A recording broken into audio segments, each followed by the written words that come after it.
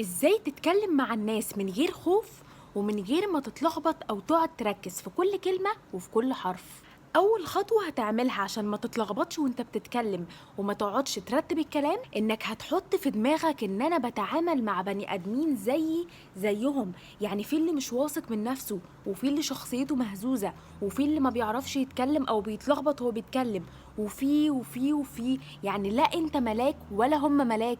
انت مشكلتك انك بتبقى فاكر طول الوقت ان الناس اللي انت بتكلمهم احسن منك، عشان كده بتبقى مش واثق من نفسك وانت بتكلمهم، وبتبقى عامل لهم حساب لانك شايفهم حاجة كبيرة قوي وضخمة بالنسبة لك. لكن لو حطيت لنفسك مستوى اعلى من الناس او نفس مستواهم هتبقى واثق من نفسك وهتتكلم براحتك. يبقى انت كده في اول خطوة انت شلت الرهبة اللي جواك اتجاه الناس وخليتهم حاجة قليلة قدامك، فده خلاك تشوف نفسك اعلى وخلاك ما تبقاش عامل لهم حساب وانت بتتكلم. بعد